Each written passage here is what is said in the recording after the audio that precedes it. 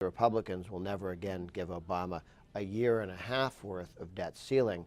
They'll give him debt ceiling increases 2 weeks long, 1 month long. The allowance that he's going to be on is going to be very short. He's going to, if he gets reelected, and I don't think he will, but if he did, he's going to have a very unhappy presidency because he's going to be in a very, very short leash, and he won't be able to do anything fun. If you don't know the name Grover Norquist, you haven't been watching the presidential debates. I think Grover's name is probably the only non-politician's name that's come up in the debates, both by President Obama and Vice President Biden. And it hasn't been very flattering. Grover is the head and founder, correct, of Americans for Tax Reform. What do you say to those? We had a group of CEOs yesterday, a group called Fix the Debt, who calling on members of Congress to make, quote, tough decisions. And by that, they clearly mean some sort of revenue increase. What do you say to those groups who say that it's not possible to reach agreement on any kind of grand bargain or even minor bargain without some compromising on the tax issue? Okay. Well, I could have signed the letter that the 80 CEOs sent because it said revenue increases. I'm for revenue increases. I'm for putting 10 million more Americans to work and having more revenue. I'm for growing at 4% a year instead of 2% a year, which would raise $5 trillion over a decade in higher revenue. Not higher taxes, but higher revenue. So I'm for higher revenue through growth. They also slammed the president by saying rates should come down. The president's non-negotiable demand is that rates go up. So I thought their letter was fine. It's a little bit confusing because they left the door open. You could interpret revenues to mean tax increases. They were non-specific. If they wanted to say tax increases, if there was a consensus on tax increases, it would have said that. So the good news is that the Ryan plan, which fits completely inside what the 80 CEOs wrote, it reforms government, reforms entitlements, reduces the cost of government overall, does so over time and through reforms rather than cutting and slashing and doing stuff next week. It also does that without raising any taxes at all, and it reforms the tax code. So the Ryan plan solves the problem of pro-growth tax policy and limited government and entitlement reform without a tax increase. Much better for the economy than any of the other plans, and it's also the only one written down. But practically, it can't pass. Oh, actually, the good news is as follows. We have two options after the November election this year. Romney wins with a Republican House and Senate, in which case, with 50 votes and a vice president, you can, with a reconciliation, pass the Ryan plan. You can also get rid of 98% of Obamacare through reconciliation. So if you have a united Republican government, clearly doable. If you have a President Obama or a Democratic Senate to go with a Republican House, what will happen? Well, we know what happened 2 years ago with exactly that situation. Obama and the Democrats said, we don't want to damage the economy by raising taxes between now and the next election, so they extended all the Bush tax cuts 2 years. It's exactly what they'll do this time.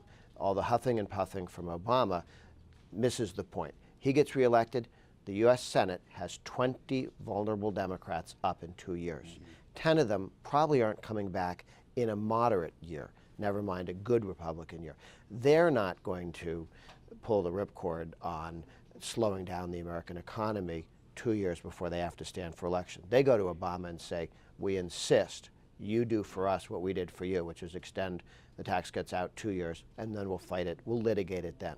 The other piece to the puzzle is the Republicans will never again give Obama a year and a half worth of debt ceiling.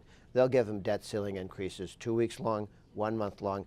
The allowance that he's going to be on is going to be very short. He's going to, if he gets reelected, and I don't think he will, but if he did, he's going to have a very unhappy presidency because he's going to be in a very, very short leash, and he won't be able to do anything fun. In addition to the fiscal cliff, we have, as you say, the debt ceiling coming up. What do you tell a member of Congress who calls up or who contacts you and says, what do you want me, how do you want me to vote on that? What did you tell them? The debt ceiling, the Boehner rule was a very good rule, and it ought to be continued. Perhaps strengthened or added to, but at a minimum, it's a fine rule. That is, if you want to increase the debt ceiling, as Obama did, by $2.5 trillion, you have to, over the next decade, not next week, not tomorrow, but over the next 10 years, you have to drop spending $2.5 trillion. We won that fight in 2011 with Obama going kicking and dragging all the way, insisting he'd never do that. He'd close the whole government down, default, before he did that, except he did it. So that will come back if Obama's president. Will say, look, you want a higher debt ceiling because you spent so much money, because you gave all your money to Solyndra and the stimulus spending and all that other nonsense you did? Okay, we have to get a debt ceiling because of your spending, so that's your fault. We will fix your problem temporarily for you with certain costs attached. Here are the costs. Extend the Bush tax cuts. First week we ask. And then there will be questions of how much you're allowed to regulate. We're not going to allow you to throw regulatory burdens on the American economy and then let you spend more money. No, no, no, no, no. Any costly regulations that we don't agree to, you don't get your money. So it's going to be a very short But he's not going to agree to any of that. Except in 2011, he agreed to all of that in terms of extending the Bush tax cuts, when he was in a stronger position than he is today. And they agreed to everything we wanted on the debt ceiling limit. So 1 year ago. Right. And again, he's going to be weaker, not stronger. He's going to have a weaker Senate. The House is going to be Republican for a decade. The Republicans are going to take the Senate strongly, if not this time narrowly. In 2014, when there are 20 Ds up, many of whom are vulnerable, 13 Rs up, none of whom are vulnerable, he's in a much weaker position. Now, we may save him this embarrassment by defeating him this election cycle. Well, which brings me to my next question. Do you, what kind, let's say Romney is elected, what sort of, is he going to confront a Congress? Let's say the Senate, as the polls suggest now, the Senate stays in Democratic hands, the House stays in Republican hands, Romney is president. What sort of treatment do you think Romney's going to get from the Republicans in Congress? Do you think they're going to give him a pass? Well, I think the Republicans in Congress and in the Senate will work together to pass things very close to the Ryan budget, because they've all agreed to that before. Mm-hmm. Romney has certainly spoken well of the pieces of that budget. We're going to look to take the success that Clinton had with welfare reform and extend it to Medicaid and food stamps and other means-tested welfare programs. We're going to look to end the funding and the tax increases that are Obamacare. I do think if Obama loses the presidency and Romney wins, he brings a Republican Senate with him. I mean, narrowly. I mean, he picks up net 3. But not 60 votes. Not 60 votes. However, you can get rid of Obamacare, 98% of it, all of the tax increases and all the spending, with 50 votes and a vice president. You can do the Ryan plan with 50 votes and the vice president, and you can reform taxes out 10 years with 50 votes and the vice president. It's an awful lot you can do if you're cutting spending. The problem that Obama had is you can't do those things if you're increasing spending. He needed 60 votes for things that Republicans won't, because we're undoing stuff. Back to the fiscal cliff. Sure. How would you resolve it, practically speaking? Not you getting everything you want, but practically speaking, politically, how would you avoid that cliff? Or do you think that it's a perhaps exaggerated threat? I think it's an exaggerated threat, because either a Republican victory or divided government, Republicans will reform around the fiscal cliff so that you never hit it, and the Ds will extend it 2 years. And there'll be a lot of yelling and screaming and making of noise between now and when Obama goes, okay. But it's exactly what happened 2 years ago. I mean, to the penny, it's the same, it's two guys playing the same hand of cards, the same chessboard, exactly the same place. And again, we also had a fight in 2011 with many of the similar pieces. And again, Obama folded because his hand is not very good on this fight. So fiscal cliff, I think it extends. The Bush tax cuts, AMT patch, and so on get moved out 2 years. Can kicking. Yeah, and then we fight it again in 2 years with a different Senate. So this is sort of, what's the name of that movie? Groundhog Day. Groundhog Day. But Groundhog Day, remember, ends up with the guy getting the girl. Yeah. And the last 2 times we've done Groundhog Day, it worked out very well for the limited government position. Mm-hmm. We got the Bush tax cuts extended. We got $2.5 trillion in spending cuts. I like playing this game. We can play this off. But you must like suspense then. The business community does not like the suspense. But it's only suspense if you don't understand the incentives both sides have.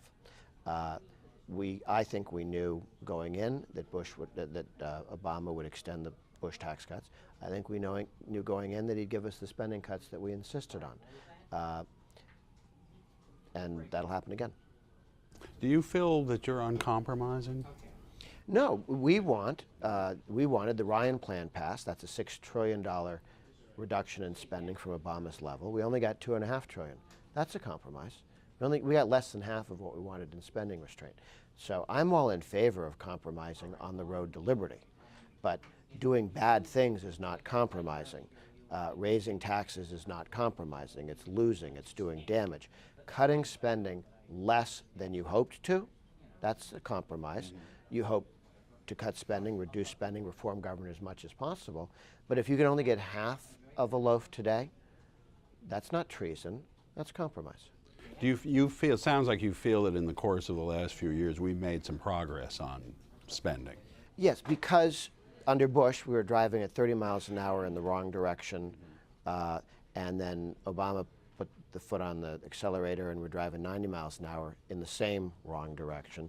We have now begun to slow it down, and there's a clear off-ramp. The Ryan plan is a U-turn on the road to serfdom, a U-turn away from the road to serfdom, and we are within spitting distance of enacting it. Why is it that the Romney campaign doesn't really adopt the Ryan plan, don't really want to talk about it, and instead has kind of, a lot of people say Ryan has kind of been shoved aside, or at least his plan has been shoved aside, not politically. A Congress, Boehner and Mitch McConnell have a to-do list. The to-do list isn't ask the president what he thinks would be fun. That's the approach they took with Bush.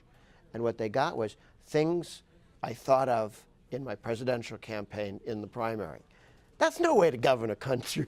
How about stuff you've written in legislative form that's been debated at a national level, that's been hashed out in committee, real pieces of legislation?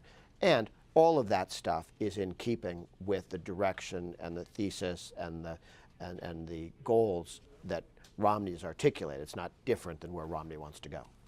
Let me put you on the spot. What's your prediction for November 6th? I think Romney wins. Things are going his direction with more electoral votes than we think, not by 1 or 2. I mean, you're looking at Ohio going well, New Hampshire, Wisconsin, Iowa. There are a number of states moving in his direction, and the ones we used to worry about, Virginia and Florida, are looking better. So I think he's going to be fine electoral college. I think he gets 3 to 4 points more nationally than Obama does. Well, Grover, thanks very much for coming by. We've enjoyed talking to you as always. I'm Fred Barbash for Reuters News.